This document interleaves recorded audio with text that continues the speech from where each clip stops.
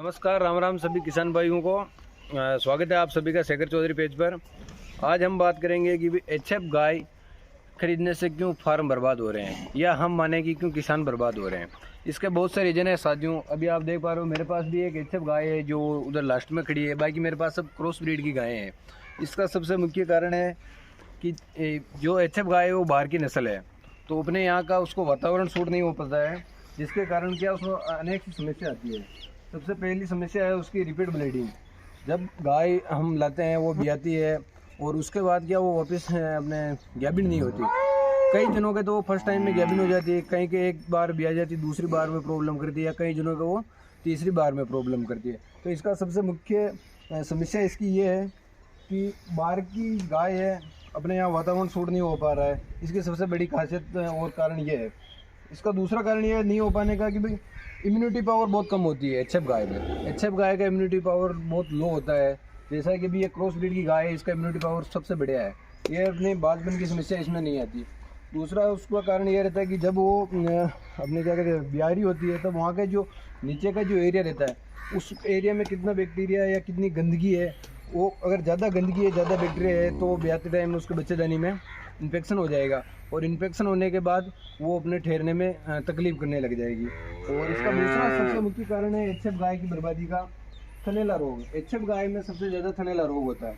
उसका भी कारण है कि साफ सफाई मेंटेनेंस सबसे बड़ी चीज़ है। एचएफ गाय के अंदर दो समस्या तो मैंने आपको बता दी।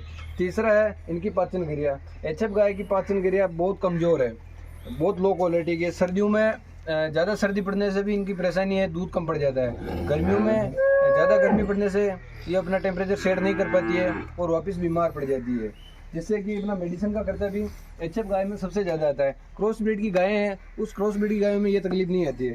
तीसरा इसका मुख्य कारण है, जब हम क्या कहते हैं एचएफ गाय की जो इम्यूनिटी पावर पर बात करते हैं, इम्यूनिटी पावर की सबसे बड़ी है कि जब कोई वायरल हो जाता है गाँव में, जैसा भी हमने देखा कि भी लंपी रोग आया, तो दूसरी जो क्रॉस ब्रीड की गाय है या दूसरी नस्ल की जो गाय है वो उस वायरल को सहन कर लेती है।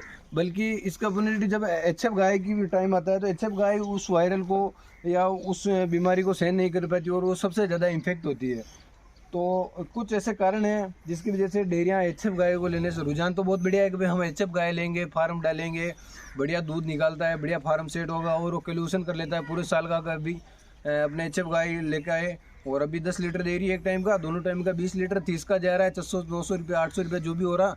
और अपने साल का तो इतना इनकम हो गया, इतना खर्चा आया और हम तो सेठ बन गए और हमने इतनी कमाई कर ली। तो फिर उसके बाद क्या होता है कि वो कैलिब्रेशन कर लेता है कि मेरे तो महीने की इतनी कमाई हो रही है, इतनी गाय और लाऊंगा, फिर अपना फार्म सेट है, 1-2 रख लेंगे आदमी काम करने वाले, और हम तो उसके बाद वो फार्म फेल होने लग जाता है। तीसरी सबसे मुख्य यह है समस्या फार्म फेल होने का कि भी हम कह रहे तो एचएफ गायों को क्या 12 महीने हरा चारा चाहिए, और अभी लोग बाग हम देख पाते हैं कि भाई 6 महीने 8 महीने 10 महीने तक हरा चारा उपलब्ध करा पाते हैं। उसके बाद क्या हरे चारे की कमी हो जाती है, जिसके कारण दूध की परसेंटेज में कमी हो जाती है और एचएफ गाय धीरे धीरे फेल होने की कगार पर आ जाती है।